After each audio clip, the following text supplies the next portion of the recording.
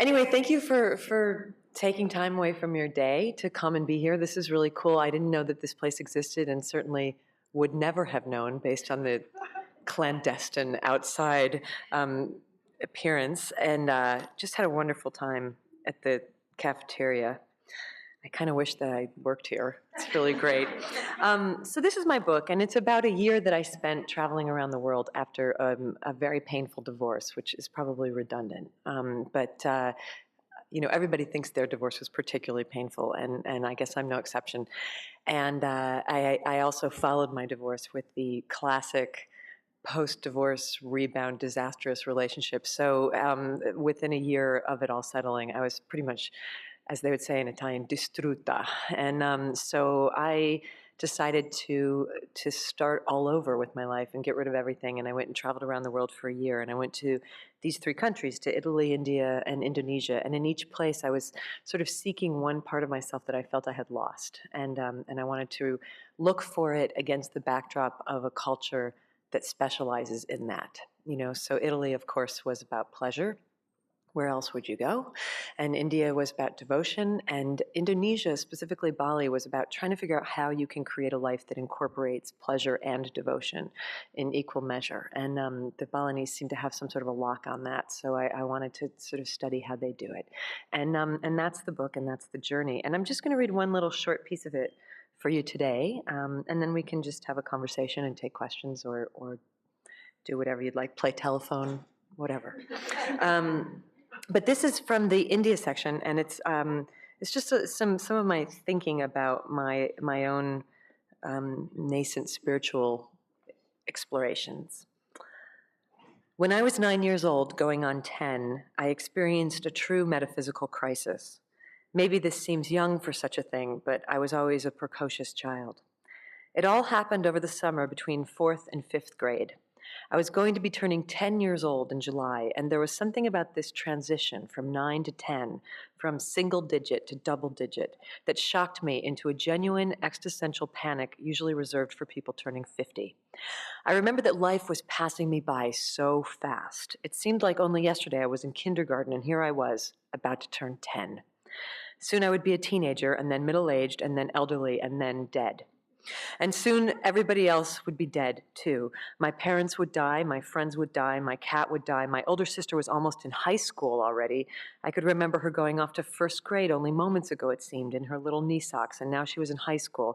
Obviously, it would not be long before she was dead. What was the point of all of this? The strangest thing about this crisis was that nothing in particular had spurred it. No friend or relative had died, giving me my first taste of mortality. I had not even yet read Charlotte's Web. This panic I was feeling at the age of 10 was nothing less than a spontaneous and full-out realization of mortality's inevitable march, and I had no spiritual vocabulary with which to help myself manage it. We were Protestants, and not even devout ones at that. We said grace only before Christmas and Thanksgiving dinner, and went to church sporadically. My dad chose to stay home on Sunday mornings, finding his devotional practice in farming. I sang in the choir because I liked singing. My pretty sister was the angel in the Christmas pageant. My mother used the church as a headquarters from which to organize good works of volunteer service for the community. But even in that church, I don't remember there being a lot of talking about God. This was New England, after all, and the word God tends to make us Yankees very nervous.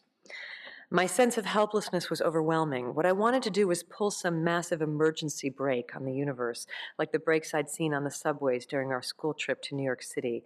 I wanted to call a timeout and demand that everything just stop until I could understand it. I suppose this urge to force the entire universe to stop in its tracks until I could get a grip on my thoughts might have been the beginning of what dear friends of mine have called my control issues. Of course, my efforts and worry were futile. The closer I watched time, the faster it spun, and that summer went by so quickly that it made my head hurt. And at the end of every day, I remember thinking, another one gone, and bursting into tears. This sadness is one of the great trials of the human experiment. As far as we know, we're the only species on the planet who have been given the gift, or the curse perhaps, of awareness about our own mortality. Everything here eventually dies. We're the lucky ones who get to think about this fact every day. And how are you going to cope with this information? When I was 9, I couldn't do a thing about it except cry. Later, over the years, my hypersensitive awareness of time's speed led me to push myself to experience life at maximum pace. If I were going to have such a short visit on Earth, I had to do everything possible to experience it now. Hence, all the traveling, all the romances, all the ambition, all the pasta. My sister had a friend who used to think that Catherine had 2 or 3 younger sisters because she was always hearing stories about the sister who was in Africa, the sister who was working on a ranch in Wyoming, the sister who was the bartender in New York, the sister who was writing a book, the sister who was getting married, the sister who was getting divorced. Surely this could not all be the same person. Indeed, if I could have split myself into many Liz Gilberts, I would willingly have done so in order to not miss a moment of life. What am I saying? I did split myself into many Liz Gilberts, all of whom simultaneously collapsed in exhaustion on a bathroom floor in the suburbs one night around the age of 30. I should say here that I'm aware not everyone goes through this kind of metaphysical crisis.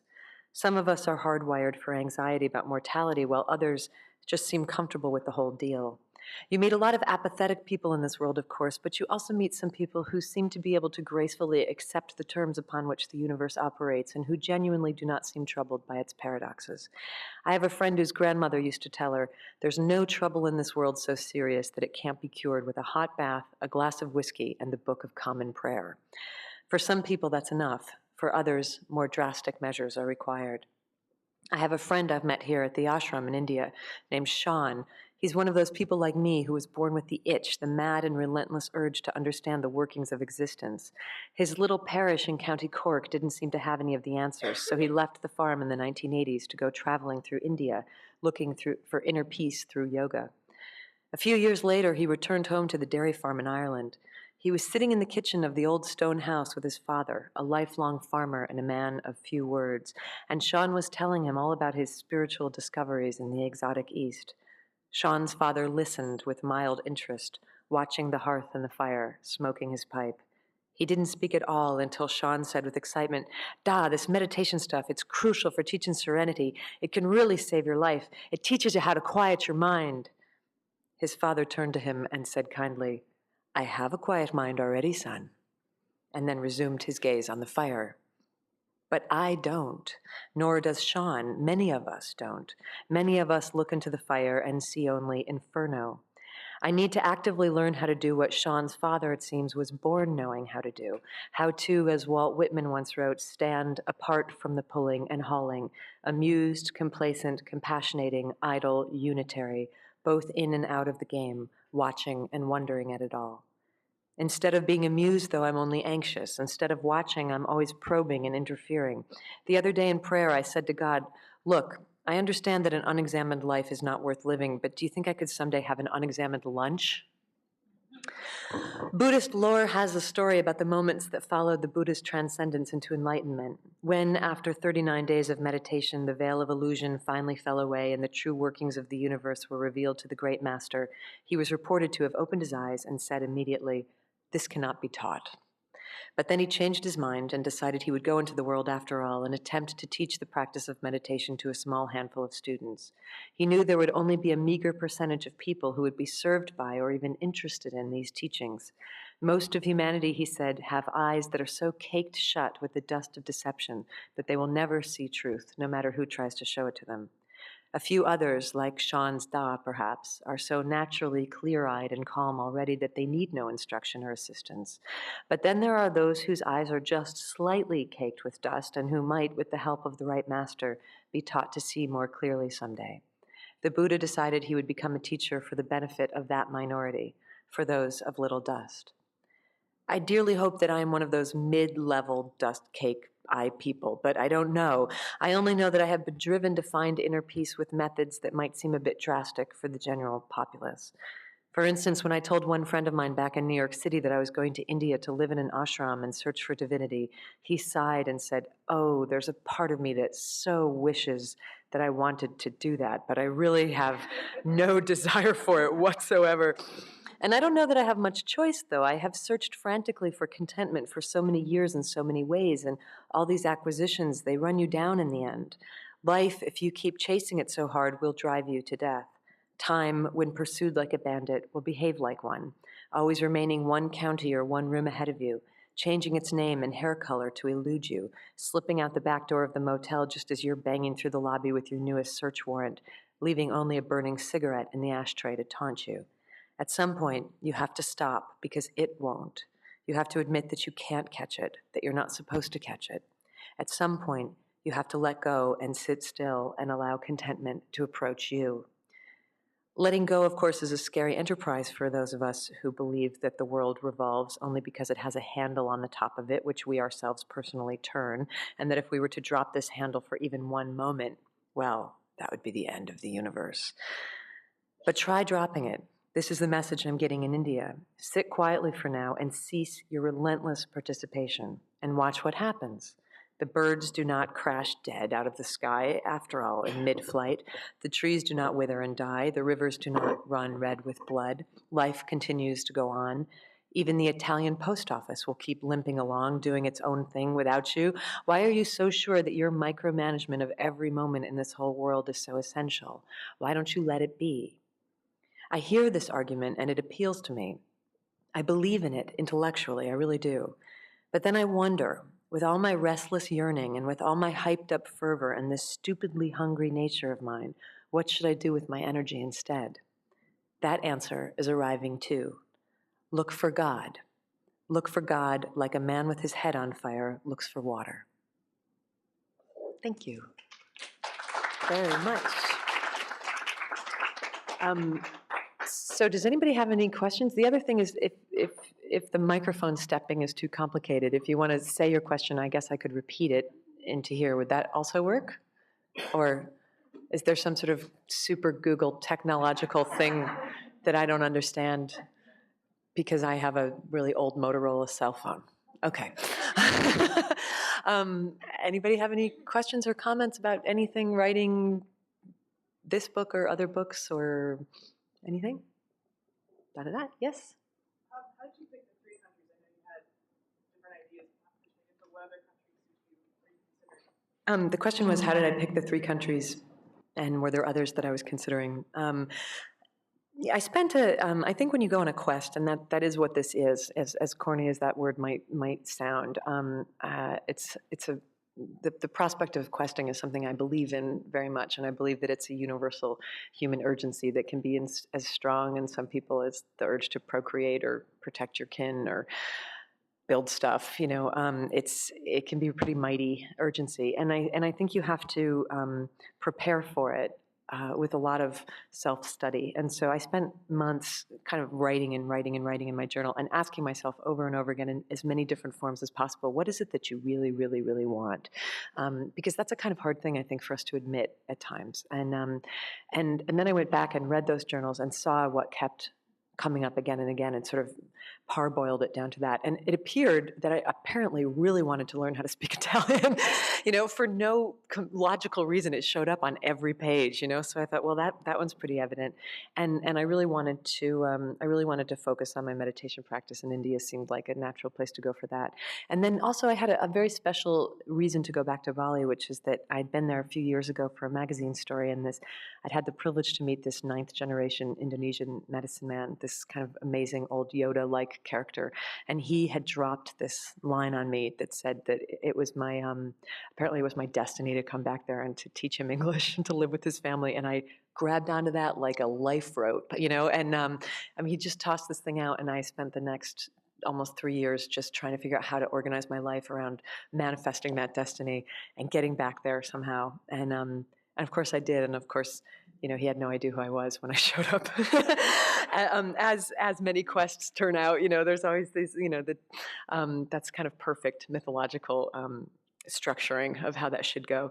But it was still amazing to be around him. And in the end, I did end up spending a lot of time with him. So I was invited to Indonesia, and I felt I needed to go to India, and I really just wanted to go to Italy and eat a lot of food and learn how to speak Italian.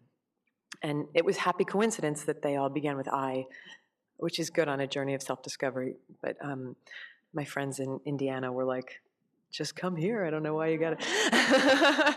My friends in Islip were not too impressed, because there's, of course, many other places that begin with I. But anyway, that seemed like the thing to do. Thanks. Anybody else?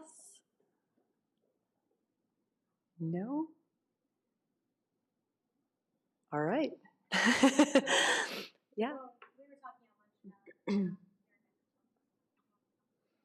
I'm writing a book about marriage, which is kind of like George Bush writing a book about diplomacy, because I haven't exactly excelled in that.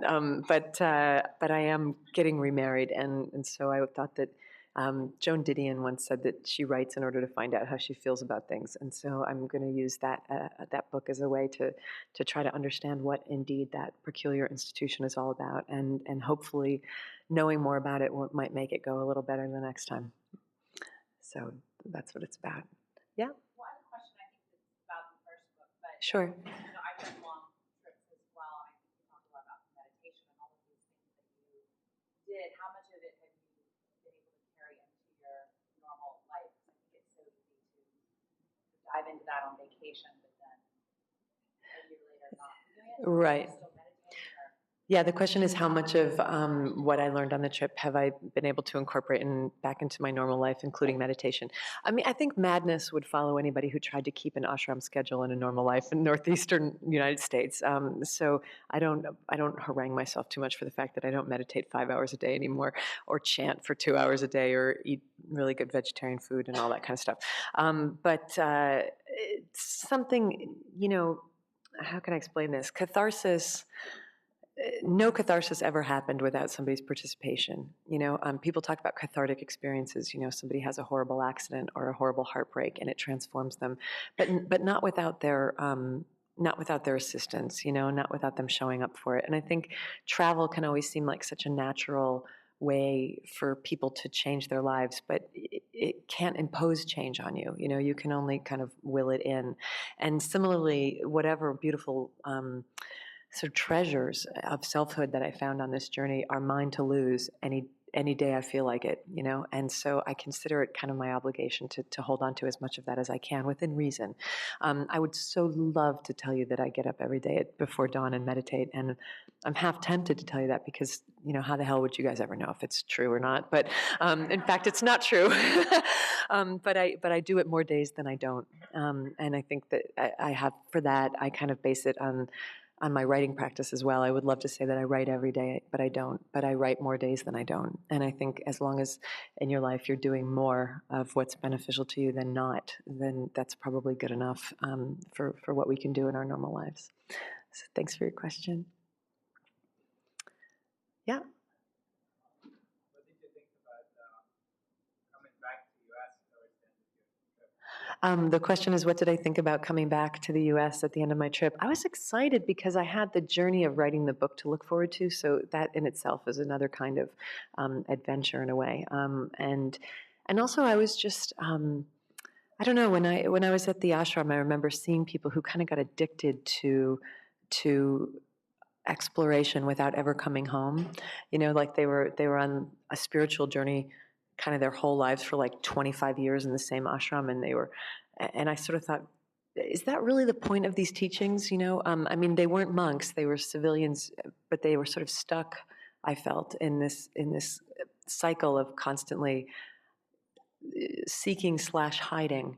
And I remember this one girl at the ashram coming back from having flown to Chicago to see her family, and she came back and she was like, she was breathing ashram air like it was, pure oxygen. She was like, I couldn't wait to get back here because the real world is so screwed up and I couldn't relate to anybody. And I just wanted to be here with people who understand. And I just, the point of this, that all of this teachings and all of is supposed to make reality harder for you. It seems like any sort of beneficial practice would be one that would make it easier for you to live in the world. And so I was excited to kind of try out my new self in my old life and see how things had changed.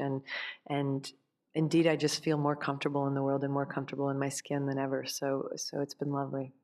It wasn't particularly jarring coming back. Then again, I didn't come back to a very normal life either. So if I'd had to go back to my marriage and my suburban house, I think it wouldn't have been quite as much to look forward to.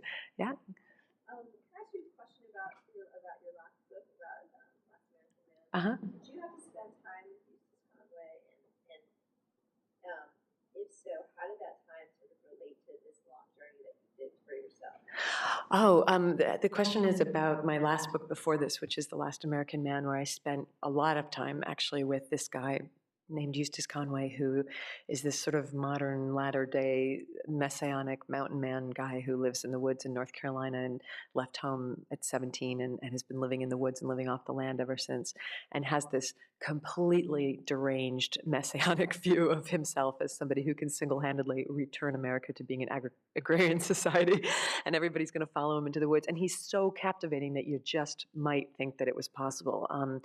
But he's also sort of crazy in his way.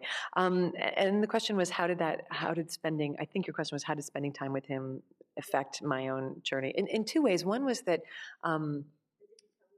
did I tell him about this? Yeah, I told him I was going to do this, and he was very encouraging. He's all about, the quest. I spent a lot of time writing about men in my life. I worked for Spin, I worked for GQ, and my first book was a collection of short stories that seemed to be mostly about cowboys, and my second book was a novel about lobster fishermen, and my third book was this like quintessential American masculine figure. And I kind of was like, I just need a little time off from the fellas for a while, writing about them, being married to them, giving them all my money and divorce settlements, it's just, I'm a little overwhelmed with this, and I thought that I really wanted to spend some time away from that energy. So in one way, it propelled me to want to go off on my own. And the other is that I was really impressed with his self-honesty. When I wrote that book, he gave me absolute, utter access to his life. He handed me at one point this giant box filled with all his journals and childhood diaries and love letters from girlfriends who now hated him, and all this incredibly intimate stuff that he hadn't even looked at in years. And he just gave it to me and said, use any of this. He gave me telephone numbers of people that he knew despised him and said, you should talk to this guy because he hates me and he thinks I'm a fraud, and you should talk to people who think I'm a fraud.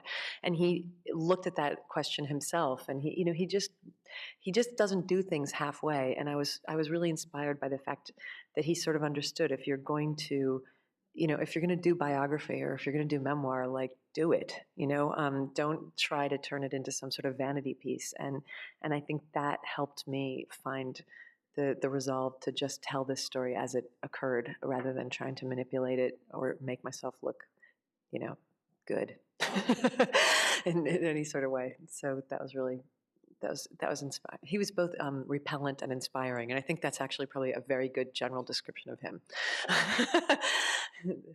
in total. Yeah. My question is, in what kind of environment do you usually work, like writing? In writing what? You work. So Yeah. you write in Oh, where do I do my writing? I used to be, I've written all over the world at this point because I've done so much traveling, but my preferred, I've always been, I think like most writers, I've always been seeking the kind of the perfect womb, in which to write, and have found different versions of it for different books depending on where I was living and what I was doing. But my short story collection and my novel I wrote almost entirely in the New York Public Library reading room, that beautiful, big, quiet space, which is a really nice place to work because you're alone but not alone. You're alone in silence, but you're not isolated because there's people around, and there's this kind of river of work, of energy, of people studying, and you would feel guilty to not be participating in it with them. Although many times I had this sort of school marmish guard come and rap me on the head for falling asleep in my arm, on top of my paperwork, which you're not supposed to do there. But now, and then my last two books, this book and The Last American Man, I wrote. When you write a book, there's years of sort of research and stuff and collecting, and that I can do anywhere. But when it comes to the sort of holy act of sitting down and composing a book, I need a lot of silence for that. So I went to an artist's residency in Wyoming. There are these wonderful sort of retreats where you go and they take care of you and give you kind of a quiet place to work. And so I wrote those books there. And now I've just bought a house, and I'm hoping that I can create a quiet enough place in there that I can actually write in my own home for once, which I've never been able to do. So, but coffee shops would be out of the question for me, if only because of the availability of muffins constantly. I think it would be a big mistake. Anybody else? Is anybody a writer? Secrets. I'm always curious about that. Yeah.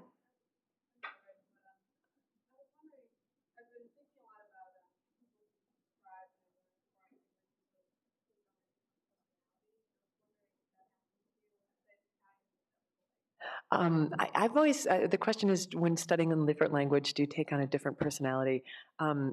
Yeah, Italian has a particular, I think everybody who studies Italian takes on this completely phantasmal, that's not even a word, but like this completely romantic, I mean that in every definition of the word romantic, identity, where you really do think that you're in a Fellini movie, and you know that you're riding a moped around Rome with your dashing, swarthy boyfriend. So there's just something so incredibly sexy about that language, and that's partially why I think I was so attracted to it, because I just felt so dead, after going through divorce and depression, and I was taking Italian at the New School, and I would just come home and lay in the bathtub and read the dictionary out loud, and just put these big I'd be like in bubbles, and I'd be like, ciao, ratata, parlo italiano, just because you can't do it without waving your hands around and without starting to feel kind of invigorated. There's reasons why, as I found out when I was researching the book, there's reasons why Italian is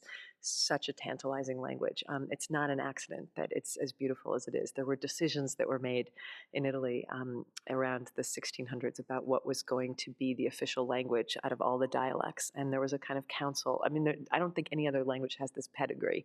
There was a sort of council of intellectuals who got together and basically went around in Italy looking for the most beautiful version of colloquial, bastardized Latin, and it turned out to be Florentine and the language of Dante. And so it's a language that was sort of built by a poet, and I think that's why it's so appealing and seems to be universally so. And when I was in Rome studying, I found out that every single person in my class who was taking Italian had come for the same reason, because they had no practical justification whatsoever to learn this language. Like, nobody's boss said, you have to learn Italian so our business will thrive. It's just not in the sort of vocabulary of commerce, but people just felt like it would make them feel good to have those words and sounds coming out of their mouths. And all these stiff German, engineers visiting Rome and wanting to learn, because this one guy said, I want to have the dolce vita, And I was like, the Deutsche Vita, the what, there's just something very alluring about it, and I think it helped. I think it helped change my, and I don't think it hurt either. That my head, as anybody who's gone through really hard times knows, you get stuck in these kind of ruts of thought, and I don't think it hurt to actually change the language and introduce new words into your head to try to escape the constant sort of runaround of the familiar repetition of destructive sentences. So yeah, definitely. But nobody ever once mistook me for being Italian. After all that, never happened at all. Next life will be Italian. So, yes. I was just wondering, what would be the fourth verb after eat, pray, love? Meaning, what happened after the book, and specifically, are you still in contact with the men from Indonesia? With which man from Indonesia? With my sweetheart from Indonesia. Yeah, we're getting married in a few weeks. So we're in pretty close contact, which is good. Yeah. The question is, what would be the fourth verb? That's a really good question. Eat, pray, love. Well, it just somehow reminded me of what my Aunt Loanne said, because she wished that I had stayed in Italy the whole time and just called the book Eat, Eat, Eat. Actually, I would say it would be repeat. That would probably be the best way to continue your life. And it's nice because I just bought. I was just telling you in the elevator. I just bought a church in New Jersey. So and over the top of it's this 1798 old church, and I decided to have somebody write in Gothic letters over the top. Eat, pray, love, because it seems to be the good location for it. So yeah, eat, pray, love, repeat, and so on and so on. Or maybe remember. That would be good too. So thank you all so much. I appreciate your questions and your time, and good luck on all your quests. And enjoy your cool jobs. They seem to be from the outside. And thanks for having me. I appreciate it.